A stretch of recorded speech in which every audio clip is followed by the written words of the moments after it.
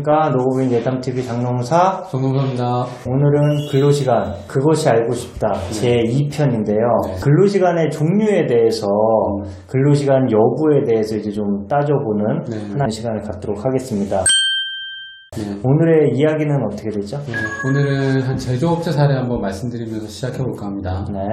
이 회사는 본사가 서울에 있고 공장이 지방에 있는 전형적인 제조업 사업장이었는데 그 본사에서 근무하시는 어떤 팀의 직원 두 분이 그 경기도 소재에 있는 좀 멀리 있는 지역에서 출근을 하시다 보니까 그러니까 어설프게 늦게 나오면 차가 많이 막히잖아요. 그래서 이제 아예 일찍 출근하시는 경우가 있었어요. 그래서 9시가 출근 시간인데 8시 정도까지 아침에 도착을 하시죠. 회사가 그때 나오라고 시킨 적은 없는데 일찍 나오셔서 8시부터 근무를 시작하는 경우에 이분들이 우리들은 근로시간이 긴 거 아니냐 이렇게 말씀을 하시는 경우가 있었거든요.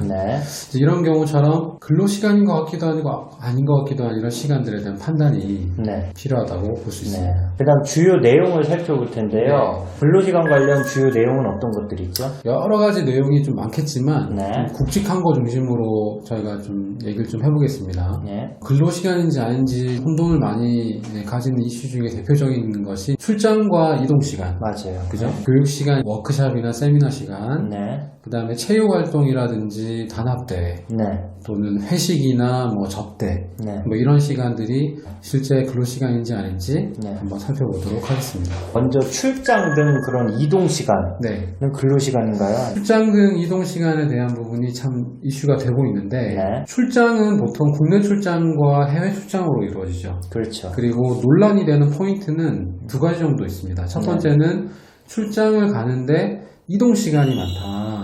그 이동시간이 근로시간으로 볼 수 있는 부분이냐 아니냐. 그리고 두 번째는 출장을 가다 보면 이동시간이 많이 있다 보니까 왠지 근로시간이 많아 보이는 경우가 있죠. 그래서 그런 경우까지 다 연장근로나 이런 시간으로 봐야 되는지 이제 이런 부분들이 주요하게 이제 문제가 될 수 있는데 출장 중에 이동시간과 관련해서는 단순 이동시간은 근로시간으로 보지 않는 경향이 강합니다. 출장지가 뭐 지방에 있다. 그래서 서울에서 출발해서 아침에 출장지로 직접 집에서 이동하게 되는 경우라든지 또는 출장지에서 근무를 마치고 집으로 돌아오는 시간이라든지 이런 시간들은 기본적으로 그 출퇴근 시간에 가름하는 시간으로 봐서 근로시간으로 보질 않습니다.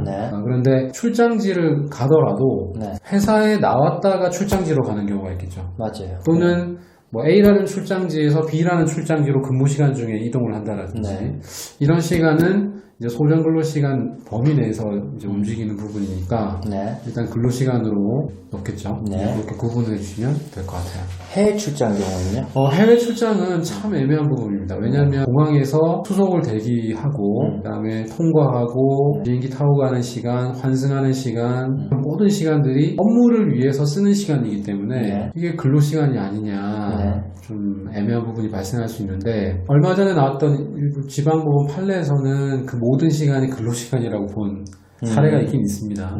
있는데 사실 실제 근로를 제공하는 것과 쉬는 시간과 이런 것들이 좀 뒤섞여 있죠. 그래서 사업장 밖 간주 근로라고 하는 유연 근무 시간제를 활용해서 회사 내에서 자체적으로 어떤 그 기준점을 만드시는 것이 좀 필요한 영역이다.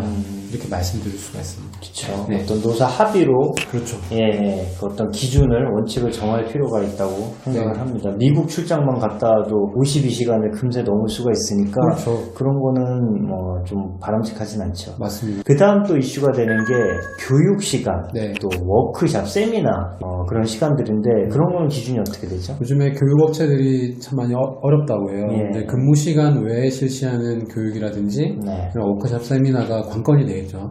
뭐 중요한 포인트는 근로자가 교육에 참여하거나 워크샵에 참여하거나 세미나에 참여하는 것이 강제가 되고 있느냐. 즉 사업주가 그 교육에 꼭 참석하기를 지시하였는지 또는 그 참석이 이루어지지 않았을 때 어떤 불이익이 가해지는지 이런 것들이 기준이 될 것이고요. 만약에 강제성이 없다. 근로자의 선택에 맡겨져 있고 뭐 참석하지 않더라도 불이익이 별도로 없다라면 그 해당 교육이나 워크샵이나 세미나를 또 근로시간으로 보기는 힘들다 그런 말씀을 드리고, 워크샵이나 세미나를 하다 보면 일과 시간이 끝나고 나서 조별 과제라든지 팀별 과제라든지 이런 명목으로 늦게까지 하는 활동들이 있을 수 있잖아요. 그렇죠. 그런 활동들도 이런 강제성 유무에 따라서 근로시간 여부로 판단받을 수 있고, 만약에 소정근로시간을 넘어가는 시간이라면 연장근로에 해당할 소지까지 있다는 점, 그런 부분을 챙겨주시면 될 것 같습니다. 네. 그 산업은, 그리고 또 이슈가 많이 되는 게 영업사원들 특히 회식, 접대 이런 문화가 많이 아직도 상존하고 있는데 그런 걸 다 근로시간으로 봐야 될까요? 그렇죠. 그 부분도 참 논란이 되고 있는 부분인데, 먼저 뭐 사내회식 예를 한번 들어보면 요즘에는 그런 경우가 많이 없었지만 뭐 회식 실시하면서 필참 그런 경우가 많았는데, 노동부 가이드나 기준들을 보면 회식은 근로 제공이 목적이라기보다는 뭐 단합이라든지 뭐 팀의 결속이라든지 뭐 그런 목적이 좀 크다고 봐서 사실상 근로시간을 보기 힘들다 그런 뉘앙스로 얘기를 많이 하고 있고, 설사 뭐 참석을 어느 정도 강제했더라도 그 목적이 근로 제공이 아니기 때문에 근로시간을 좀 보기 힘들다 그런 의견이 좀 영업사원들의 이제 접대가 참 애매해요, 이 부분도. 그렇죠. 뭐 주말에 골프를 직원들과 치러 간다라든지 저녁에 뭐 접대 술자리를 갖는다라든지 이런 경우를 어떻게 처리해야 될 것이냐. 억지로 가는 경우 분명히 있거든요. 업무상. 근데 또 보면은 경우가 두 가지예요. 회사가 지시를 한다라든지 또는 뭐 승인 제도가 있다라든지 이런 회사가 있는 반면, 그런 거 없이 영업사원이나 영업팀 자체적으로 원활한 영업을 위해서 자체적으로 하시는 경우가 있어요. 근데 그 두 가지를 좀 나눠 보셔야 되는데, 회사가 뭐 접대를 지시한다라든지 또는 승인 제도를 통해서 운영을 한다라든지 이렇게 되면 회사가 거의 지시에 준하는 것으로 볼 수 있기 때문에 근로시간을 볼 여지가 있지만, 영업팀이나 영업사원이 자발적으로 내가 영업을 잘하기 위해서 하는 활동들은 근로시간을 좀 보기가 힘들다. 뭐 여러 가지 이슈들이 많은데요. 그 외에 좀 기타 이슈라고 뽑을 만한 것들이 있나요? 첫 번째 제가 소개해드린 사례에서도 보시면 알겠지만, 분명히 회사에 나온 건 맞잖아요. 일찍 나왔는데 사장님 입장에서는 근로를 했냐 아니냐 잘 모르겠는 거죠. 그래서 우리가 이런 부분들을 관리하기 위해서는 요즘에 그 연장근로 사전 승인제라는 거 아마 들어보셨을 거예요. 그래서 사전에 소정근로 시간 이전이라든지 이후에 발생하는 근로에 대해서는 서로 사전 승인이라든지 신청이라든지 이런 제도를 통해서 근무로 인정을 명확히 해주는 그런 제도들이 좀 많이 활용이 되고 있고, 회사에서도 좀 번거로우시겠지만 그런 부분을 운영하시는 것이 좀 도움이 된다라는 점을 말씀을 좀 드리고 싶어요. 그거는 1일 단위로 승인을 받아야겠죠. 보충해서 설명을 드리면, 단순히 뭐 형식적인 그 서류 하나를 꾸미는 정도가 아니고 몇 시까지 연장근로 신청을 하게 할 것이며, 연장근로 신청 사유를 어느 정도로 구체화해서 적게 할 것이며, 실제 근로가 끝난 다음에 그 사유에 따른 산출물 관리를 할 것인지, 그 근로시간 관리 권한을 팀장에게 둘 것인지 아니면 인사팀에 뭐 맡길 것인지, 뭐 이런 부분들이 논의가 돼야 되고요. 이제 직무 특성이라든지 회사의 업종 특성에 따라서 운영 방식이나 또 디테일한 부분들이 다를 수 있거든요. 그런 부분들을 조율을 하셔서 이제 사전 승인 제도를 제도화해서 근로자분도 이제 명확히 연장에 대한 인정을 받고, 회사 입장에서도 또 불필요한 근로를 이제 줄여나가서 상호 간의 이런 좀 합리적인 근로시간 제도 운영이 될 수 있도록 하시는 것이 중요하겠다는 말씀을 좀 드립니다. 네, 맞습니다. 그 다음에 이제 그 인사 담당자들이 실무적으로 적용해야 될 포인트가 뭐가 있죠?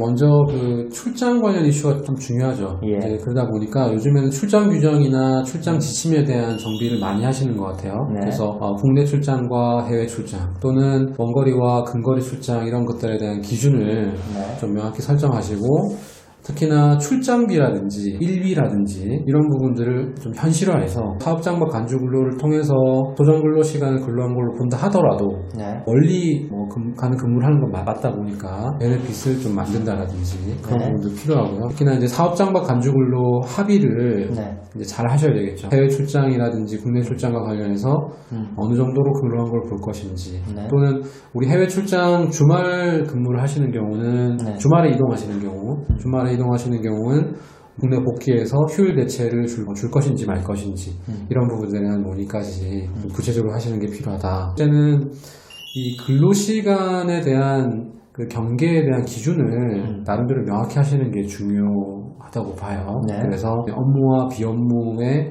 이제 구분을 어떻게 할 것인지 네. 이런 부분들을 정확히 하시는 게 필요하고 네. 세 번째는 기준만 만들어서 해결되는 게 아니죠. 네. 이제 소정 근로 시간 내에 우리가 생산성을 높이기 위해서 집중 근무 시간제를 좀 활용한다라든지 네. 회의 방식을 개편한다라든지 네. 그리고 과거에는 사무직이라 하더라도 근무 시간 베이스로 일 관리를 해왔다면 네. 그게 아니라 업무의 질적인 부분을 개선할 수 있는 그러니까 과정과 결과를 좀 관리하는 실질적인 성과 관리 제도를 우리가 어떻게 좀 수준을 높일 수 있을지 네. 또 직무의 비효율성이 있다면 직무 관리를 우리가 어떻게 좀 개선할 수 있을지 이런 부분들을 같이 고민해 주시는 게 좀 필요하겠다라고 생각합니다.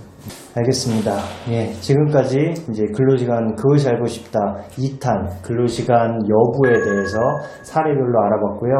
이런 시간들을 잘 정립하셔서 노사 간에 또 근로자와 사용자 간에 그런 혼동이 없도록 잘 적용하셨으면 좋겠습니다. 지금까지 노무이 예단TV 강농사 정봉사였습니다. 감사합니다.